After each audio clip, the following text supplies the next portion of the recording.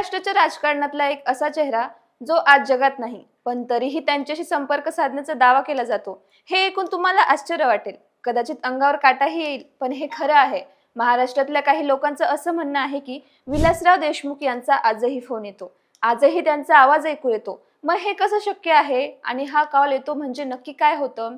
आज या सगळ्या प्रश्नांची उत्तरं आपल्याला थक्क करून सोडणार आहे, म्हणून व्हिडिओ शेवटपर्यंत नक्की बघा. नमस्कार, मी गीतांजली आणि आपण पाहत आहात दे दणका.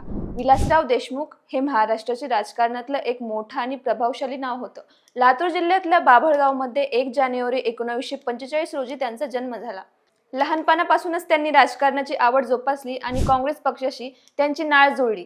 विलासरावांनी महाराष्ट्राचे मुख्यमंत्री म्हणून 2दा काम केलं. लातूर भूकंपानंतर त्यांनी ज्या प्रकारे जनतेसाठी काम केलं, त्यामुळे त्यांना जनतेच्या मनात एक वेगळं स्थान मिळालं. ते फक्त एक राजकारणी नव्हते, ते माणसांशी जोडलेले होते, त्यांच्या दुःखात सहभागी होणारे होते.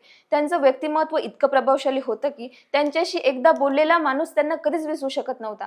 पुढे केंद्रात मंत्री म्हणूनही त्यांनी काम केलं, पण दुर्दैवाने ऑगस्ट 2012 मध्ये त्यांची तब्येत ढासळू लागली आणि 14 ऑगस्ट 2012 रोजी चेन्नईमध्ये त्यांचं निधन झालं. महाराष्ट्राने एक हिरा गमावला होता, पण ही गोष्ट इथेच संपत नाही, तर इथून खरी गोष्ट सुरू होते. विलासराव गेले त्यानंतर काही महिन्यांनी महाराष्ट्रातल्या वेगवेगळ्या भागांतून एक विचित्र बातमी समोर येऊ लागली. काही लोकांनी सांगायला सुरुवात केली की त्यांना एक अनोळखी नंबरवरून कॉल येतो आणि त्या कॉलवर दुसऱ्या बाजूने विलासराव देशमुख यांचाच आवाज येतो. हे ऐकून सुरुवातीला कोणी यावर विश्वास ठेवला नाही. लोकांनी हे मस्करीमध्ये घेतलं, पण जेव्हा एका पाठोपाठ असे अनुभव समोर येऊ लागले तेव्हा हे प्रकरण गांभीर्याने घ्यावं लागलं. आता प्रश्न उठतो की हे नक्की काय आहे, यामागे काय सत्य आहे? पहिली शक्यता म्हणजे AI आणि तंत्रज्ञान. आजच्या युगात व्हॉइस कॉलिंग तंत्रज्ञान इतकं प्रगत झालंय की कोणत्याही माणसाच्या आवाजाची हुबेहूब नक्कल तयार करता येते. विलासराव देशमुख यांची असंख्य भाषण, मुलाखती आणि ध्वनी मुद्रण इंटरनेटवर उपलब्ध आहेत. या सगळ्या ऑडिओ रेकॉर्डिंगचा वापर करून AIच्या माध्यमातून त्यांच्या आवाजाची प्रतिकृती तयार करणं आजच्या काळाला कठीण नाही. याचाच वापर करून कोणीतरी हे कॉल करत असेल का? हे तंत्रज्ञानाने घडवलेला एक खेळ असेल का? हे शक्य आहे, पण मग असं का केलं जातंय? कोणाचा यात काय फायदा आहे? दुसरी शक्यता म्हणजे भावनिक हेराफेरी. विलासराव देशमुख यांच्यावर प्रेम करणारे लाखो लोक महाराष्ट्रात आहेत. अशा लोकांच्या भावनांशी खेळून त्यांना गंडवणारेही बरेच लोक समाजात आहे. एखाद्या राजकीय कार्यकर्त्याला, एखाद्या समर्थकाला असा कॉल आला आणि त्यात ओळखीतल्या आवाजात काहीतरी विशेष सांगितलं गेलं तर त्या माणसाची काय अवस्था होईल? तो भावनिकदृष्ट्या इतका हादरेल की त्याच्याकडून कोणतीही माहिती काढणं, पैसे उकळणं किंवा एखाद्या राजकीय उद्देशासाठी त्याचा वापर करणं सोपं होईल. यामागे एखादा मोठा राजकीय किंवा आर्थिक स्वार्थ असू शकतो. काही लोक म्हणतात की हे सगळं खरं आहे. विलासरावांची आत्मा अजूनही महाराष्ट्राशी जोडलेली आहे. ते अजूनही त्यांच्या माणसांशी बोलण्याचा प्रयत्न करतात. आपल्याला भारतीय संस्कृतीत आणि लोकश्रद्धेत असे अनुभव माहीत नाही. मोठ्या माणसांचं अस्तित्व त्यांच्या जाण्यानंतरही जाणवत राहतं असं अनेक जण मानतात. या गोष्टी विज्ञान नाकारतं, पण ज्यांनी हे अनुभवलं त्यांच्यासाठी हे सत्य आहे. आता सर्वात महत्त्वाचा प्रश्न म्हणजे या कॉल्समध्ये नक्की काय बोललं जातं? ज्या लोकांनी हे सांगितलं त्यांच्या म्हणण्यानुसार त्या कॉल्समध्ये त्यांची गाजलेली भाषणे ऐकायला मिळतात. काही जणांना त्यांच्या अडचणींबद्दल सांगितलं जातं, तर काही जणांना मार्गदर्शन केलं जातं. काही जणांना फक्त ओळखीच्या आवाजात हाक मारली जाते. हे ऐकून ते लोक पुरते ढासळून जातात. काही जण आनंदाने रडतात, तर काही जण भीतीने थरथरतात. पण एक गोष्ट सामायिक असते, कोणालाही हा अनुभव विसरता येत नाही. आता तुम्ही विचाराल की या कॉलचा नंबर कोणाला सापडला का? त्या नंबरचं काय झालं?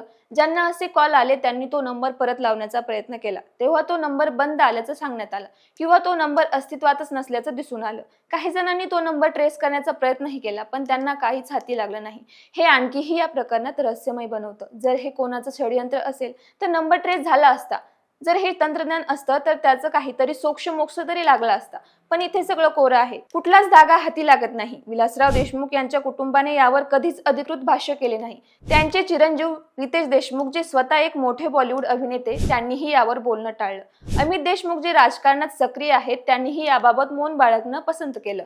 कुटुंबाचं हे मौन या प्रकरणाला आणखीनच एक वेगळं वळण देत आहे. महाराष्ट्राच्या राजकीय इतिहासात विलासराव देशमुख यांचं स्थान अढळ आहे. त्यांनी ज्या पद्धतीने जनतेशी नातं जोडलं, ज्या पद्धतीने संकटाच्या काळात लोकांच्या पाठीशी उभे राहिले, त्यामुळे ते लोकांच्या हृदयात कायमचे घर करून गेले. 1993च्या लातूर भूकंपात त्यांनी जे काम केलं ते महाराष्ट्र कधीही विसरणार नाही. हजारो कुटुंबाचं पुनर्वसन करताना ते स्वतः रात्रंदिवस झटले. अशा माणसाचा आवाज कानावर पडला की माणूस भावनिक होणारच, मग तो कॉल खरा असो किंवा खोटा असो. आता एक विचार करा, जर तुम्हाला अचानक एखाद्या अनोळखी नंबरवरून कोणा दिवंगत प्रिय व्यक्तीचा आवाज आला तर तुम्ही काय कराल? तुम्ही तो कॉल कट कराल का, की त्या आवाजात वाहून जाल? आपल्या मनाचा हा कमकुवत कोपरा आहे, जिथे आपण सगळेच असुरक्षित असतो. प्रिय माणसं गेल्यानंतर त्यांना पुन्हा एकदा भेटण्याची, त्यांचा आवाज ऐकण्याची इच्छा आपल्याला सगळ्यांच्याच मनात असते. विलासराव देशमुख यांचं अस्तित्व महाराष्ट्राच्या मातीत मिसळलं आहे.